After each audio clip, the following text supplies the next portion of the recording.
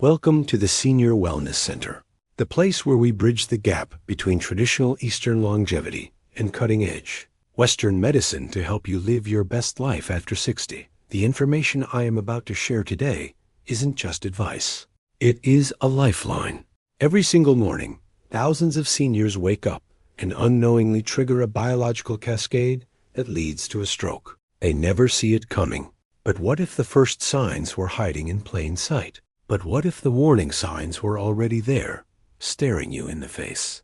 And what if the innocent routines you've practiced for decades were actually the silent triggers multiplying your risk by 3? Hello, I am Dr. Kenji Sato. To some, I am a man of science. To others, a student of ancient tradition. But to you, I simply want to be a partner in your health journey. I have spent a lifetime practicing integrative medicine, witnessing how the rigorous data of Western cardiology aligns perfectly with the holistic wisdom of Eastern preventive care. I created this channel because I deeply believe that your life after 60 should not be a slow decline into frailty. It should be a crescendo, a time of wisdom, joy, and enduring strength. But to achieve that, we must protect the command center of your existence, your brain. I have stood by too many bedsides where a life changed forever in a single instant. A stroke is a thief. It steals movement, speech, and worst of all, independence. But here is the truth that gives us hope. Strokes rarely strike without a whisper first. The body speaks, often days in advance, pleading for attention. And the environment for a stroke is often built by us, unknowingly, in the first vulnerable hours of the morning. Today, we are going to shine a light on 5 specific morning habits. These are not obvious dangers like smoking. They are the silent saboteurs hidden in your daily routine. You might have done 3 of them this very morning without realizing the physiological storm you are brewing inside your arteries. But fear not. For every risk, there is a remedy. By the end of our time together, you will have a clear, actionable plan to protect your brain and secure your future. This is perhaps the most important conversation we will have this year. Please, listen closely. Let's begin. Let us address the most dangerous misconception immediately. We are taught to look for the dramatic collapse, the slurred speech, the face frozen in a grimace. But those are often the finale, not the overture. The true danger lies in the silence before the storm. The very first whisper of a stroke, the signal that could save your life if you catch it, is rarely pain. It is not a headache. It is not even dizziness. It is something far more subtle, and because of that, it is terrifyingly easy to dismiss. It is a sudden, inexplicable shift in coordination. I will never forget a patient of mine.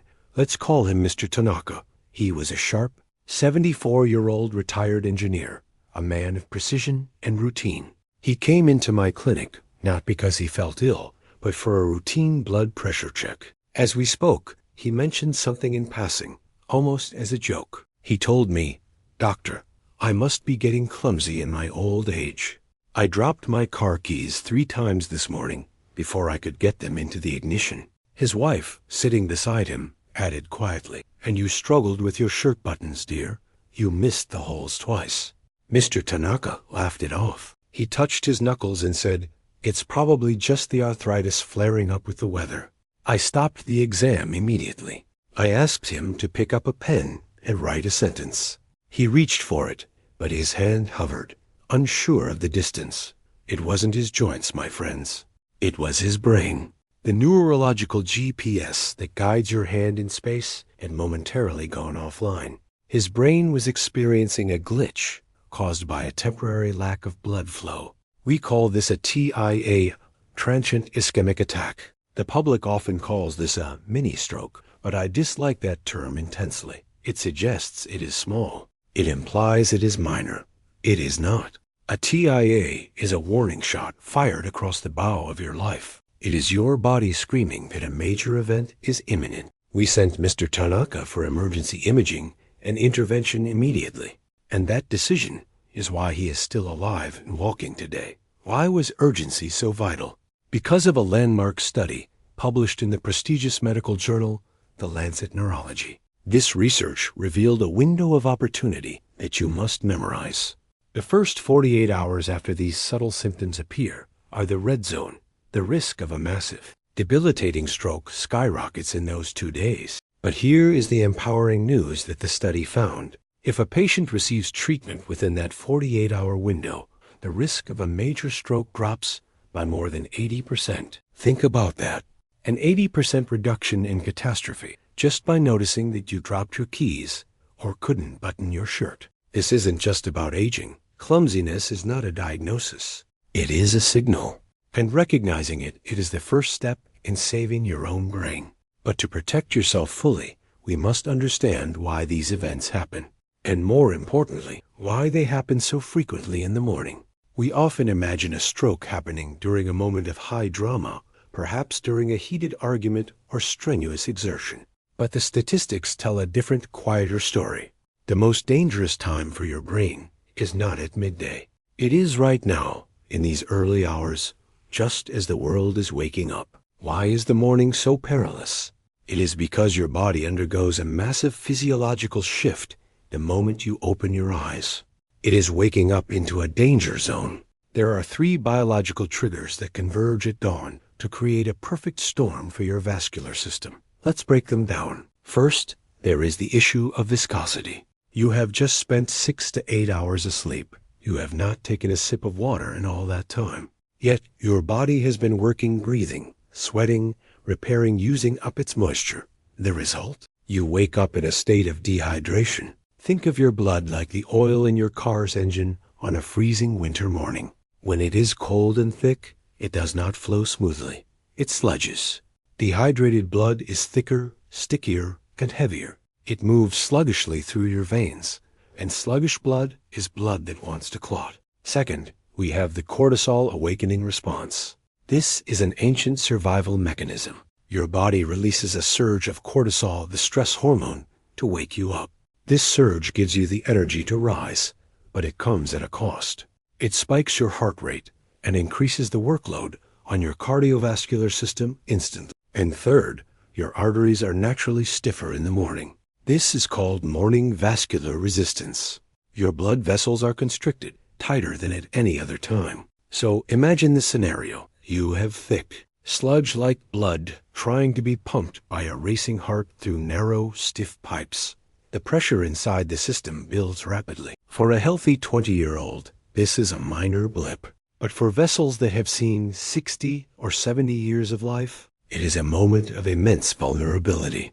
The system is primed for failure if we are not careful. And it is precisely in this delicate, high-pressure scenario that the majority of us unknowingly commit the very first fatal error of the day. So, what is this critical mistake? It is the habit of bypassing hydration. You wake up, and your first instinct is not for water, but for routine. Perhaps you head straight for the coffee machine, seeking caffeine to clear the fog. Or maybe you reach immediately for your daily medication. But remember the engine oil analogy. If your blood is thick and sludge-like, pouring caffeine, a diuretic, into the system is like revving the engine before adding oil. I often hear this question from my patients. Dr. Sato, doesn't my morning coffee count as liquid? It's made of water, isn't it? It is a fair question. While coffee is fluid, it is also a stimulant. Your brain, in those first fragile minutes, is not asking for stimulation. It is begging for circulation. It needs volume. It needs flow. It needs pure hydration to thin the blood and help transport oxygen to your neurons. By skipping water, you force your heart to pump that thick, resistant blood harder and harder against those stiff morning arteries. The solution is elegantly simple, yet profoundly effective. Before your feet even touch the floor, before you check your phone, drink water. Not ice-cold water, which can shock the system and constrict blood vessels further. Aim for room temperature or warm water, just 1 glass. This simple act dilutes the blood, reducing viscosity instantly. It is like an oil change for your vascular system every single morning. Now, I know the reality of winter mornings. The kitchen feels miles away. The floor is cold. The thought of a chilly glass of water is unappealing. This friction, this small inconvenience, is often enough to stop us from doing what we know is right. So let's remove the obstacle. Do not rely on willpower. Rely on design. Prepare your environment to support your health. I strongly recommend keeping water right next to your bed, but not in an open glass that gathers dust or gets cold overnight. Use an insulated bedside carafe. This simple tool keeps your water at the perfect, drinkable temperature all night long. To ensure you never skip this, remove the distance. Keep water right next to you at the perfect temperature. I've linked a specific bedside carafe in the pinned comment designed exactly for this. It is a small investment for a massive neurological return. Once you have hydrated, you have solved the first problem. But many of you then fall immediately into the second trap, one that happens without you even leaving your bed. This second habit is so common, we don't even classify it as a habit. We just call it waking up slowly. You wake up, maybe you drink your water, but then you stay there. You prop yourself up on pillows. You grab your tablet or a book. You remain seated in bed, legs stretched out, but motionless, for 20, 30, perhaps 40 minutes. It feels restful. It feels luxurious. But biologically, you are creating a dangerous bottleneck. We call this bed procrastination, and it is a silent enemy of senior circulation. Here is the physiology. Your veins have valves that help push blood up against gravity, back to the heart. As we age, these valves lose elasticity. When you lie flat, gravity is neutral. But when you sit up with your legs flat and still for a long time, blood begins to pool in your lower extremities. Your heart has to work harder to pull that blood back up. And stagnant blood in the deep veins of the legs is the breeding ground for clots. You are awake, but your blood flow is still asleep. We need to bridge that gap. We need to wake up your veins before you stand up. I want you to try a 30-second micro routine tomorrow morning before your feet ever touch the floor. It is simple, safe, and incredibly effective. First, while still lying on your back or sitting up, do ankle rolls. Rotate your feet in circles, 10 times to the left, 10 times to the right. This acts like a pump, manually squeezing the veins in your calves and forcing blood upward. Next, flex your toes. Curl them tight like a fist, then spread them wide. Do this 5 times. You are activating the furthest points of your nervous system. Finally, take a lesson from the animal kingdom. Watch a cat or a dog wake up. They never just jump up. They perform a long, luxurious stretch. Stretch your arms overhead. Lengthen your spine. Take a deep breath. You are physically signaling to your circulatory system. We are coming online. Prepare for movement. This tiny ritual prevents that sudden drop in blood pressure when you stand up, which causes so many falls in the morning. You are now hydrated. You are activated. You are ready to rise.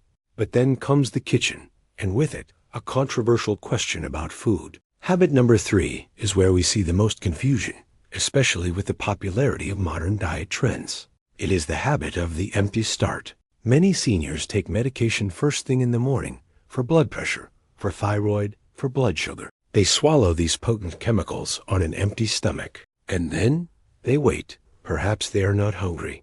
Perhaps they practice intermittent fasting, believing it is the key to longevity. I want to be clear. I am not against fasting. It has powerful benefits. However, biology changes after 60.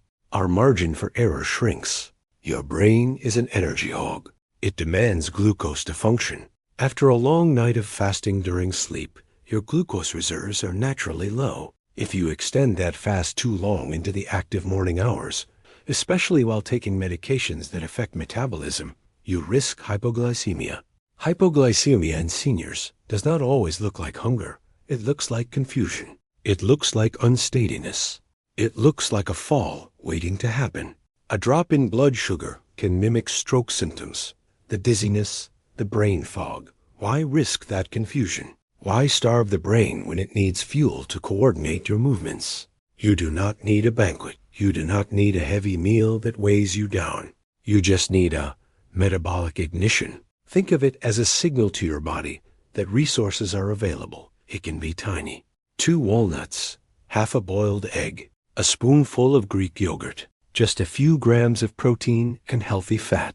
This buffers your stomach lining against the acidity of medications. It stabilizes your blood sugar, preventing that mid-morning crash or spike. It tells your ancient biology, we are safe. we have food. You can function fully. If you are committed to intermittent fasting, I simply ask you to listen deeply to your body. If you feel lightheaded, if you feel weak, that is not discipline. That is danger. Adjust your window. Eat a little earlier.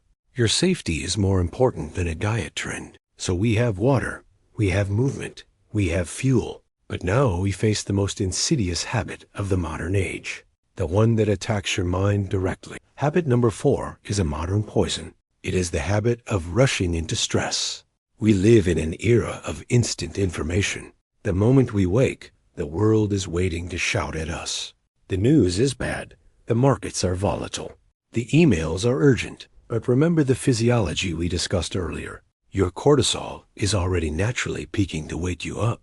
Your blood pressure has a natural morning surge. When you open a stressful email or watch tragic news within minutes of waking, you are pouring gasoline on a fire that is already burning. You trigger a secondary spike in adrenaline. Your heart rate jumps. Your blood vessels, already stiff, constrict further. It is a vascular pressure cooker. This is what cardiologists calls the morning danger zone. And the terrifying part? You often cannot feel it. Hypertension is the silent killer for a reason. You might feel just a little anxious, but your arteries are under immense strain. We must practice neurological hygiene. We must clean our minds before we dirty them with the world's problems. Create a buffer zone. Just 10 minutes. 10 minutes of silence. 10 minutes of looking out a window at a tree. 10 minutes of prayer or gratitude. Do not let the world in until you are ready to receive it. Protect your peace as fiercely as you protect your property. And regarding that pressure spike, do not guess. Knowledge is safety. You cannot manage what you do not measure. The only way to know if your morning spike is safe is to stop guessing. Measure it. I recommend using a reliable digital blood pressure monitor at home. You can find the one I trust in the pinned comment. Checking it occasionally gives you the power to know your own body's rhythm. Now we arrive at the final habit, the one that underpins everything, the state of being that defines the end of life and that we must resist with all our might. Habit number 4 is perhaps the most insidious because it feels so necessary in our connected world. It is the habit of rushing into stress. We live in an era where information is aggressive. It demands our attention. The moment our eyes open, the world is waiting to shout at us. The headlines are terrifying. The markets are volatile. The emails from family or solicitors are urgent and demanding. But please, remember the fragile physiology we discussed at the start. Your body is already navigating a delicate transition. Your cortisol, your primary stress hormone, is already naturally peaking just to wake you up. Your blood pressure has a natural, biological morning surge. This is normal. This is how we evolved to hunt and gather, but we are not hunting anymore. We are scrolling. When you open a stressful email or watch tragic news within minutes of waking, you are not just getting informed. You are pouring gasoline on a fire that is already burning. You trigger a secondary, artificial spike in adrenaline. Your heart rate jumps. Your blood vessels, already stiff from the night, constrict further in a defense response. It creates a vascular pressure cooker. You are asking your heart to sprint a marathon before it has even warmed up. This phenomenon is well documented. It is why we see a peak in cardiovascular events, heart attacks and strokes between 6 a.m. and noon. It is the morning danger zone, and the truly terrifying part, you often cannot feel it. You might feel a little annoyance at the news, but you do not feel your blood pressure hitting critical levels. Hypertension is called the silent killer for a reason. It does not hurt until the damage is done. We must practice what I call neurological hygiene. Just as you brush your teeth to protect them from decay, you must protect your mind from morning toxicity. We must clean our minds before we dirty them with the world's problems. I implore you, create a buffer zone. Just 10 minutes. 10 minutes where the phone is off. 10 minutes of silence. 10 minutes of looking out a window at a tree, watching the leaves move. 10 minutes of prayer, of meditation, or simply of deep, slow breathing. This signals safety to your nervous system. It lowers the pressure. Do not let the world in until you are fortified and ready to receive it.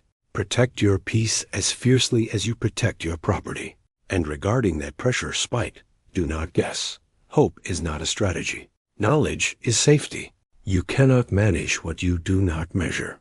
The only way to know if your morning spike is safe, if your neurological hygiene is working, is to stop guessing, measure it. I recommend using a reliable digital blood pressure monitor at home. It is a simple device that gives you the truth about your health in seconds. You can find the one I trust and recommend in the pinned comment below. Checking it occasionally gives you the power to know your own body's rhythm, rather than fearing it. Now we arrive at the final habit, the one that underpins everything, the state of being that defines the end of life and that we must resist with all our might. Habit number 5 is the foundation of frailty. It is a word that sounds peaceful, but in the context of vascular health, it is deadly. Stillness. I am not talking about the mental stillness we just praised. I'm talking about physical inactivity, the habit of waking up and then simply sitting. You move from your bed to your breakfast chair, then to your favorite armchair, and there you stay, motionless, for an hour, 2 hours, perhaps more. You are awake, but your body is dormant. And this is dangerous because the venous system, the veins that return blood to the heart, relies on movement. Unlike arteries, which have the heart's pump to push blood, veins rely on the muscle pump of your calves to squeeze blood upward against gravity. When you are still, that pump is off. Blood pools in the deep veins of your legs. It stagnates. And stagnant blood is blood that is preparing to clot. We see this phenomenon in hospitals all the time. It is why we worry about deep vein thrombosis, or DVT, in patients who are bedridden after surgery. But what many people do not realize is that you can replicate this dangerous hospital environment right in your own living room. If you are over 60 and you sit for long stretches immediately after the stasis of sleep, you are essentially putting yourself on bed rest without the surgery. Your veins, having lost some of their youthful elasticity, struggle to push that blood back up to your heart and, crucially, to your brain. This vascular struggle contributes to fatigue, to brain fog, and yes, to stroke risk. We must give our bodies an advantage in this fight against gravity.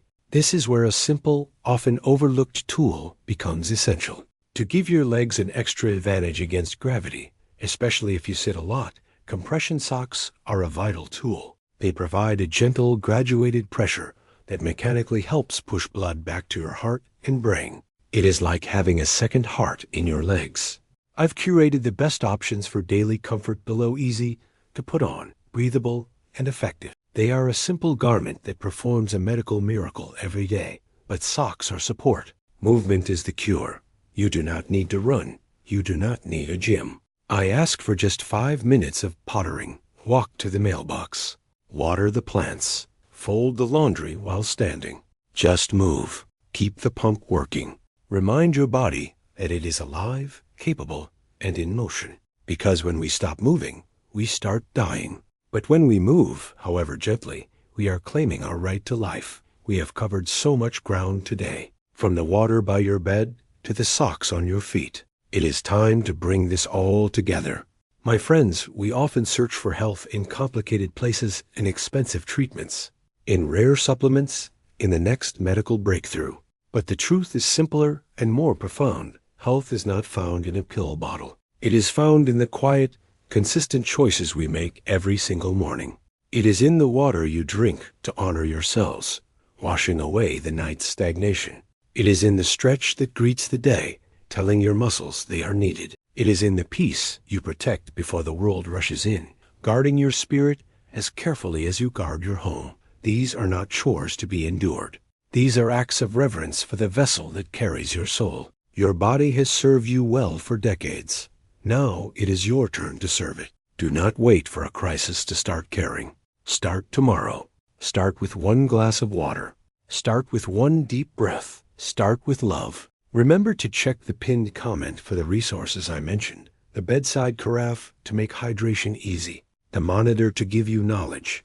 And the socks to support your circulation. They are small tools for a big life. Use them not out of fear, but out of proactive love for your future self. You have so much life left to live. Let us make sure you are strong enough to enjoy it. And if you enjoyed this content and want to continue your journey to a healthier life, check out the videos appearing on your screen now. I'm sure they'll help you immensely.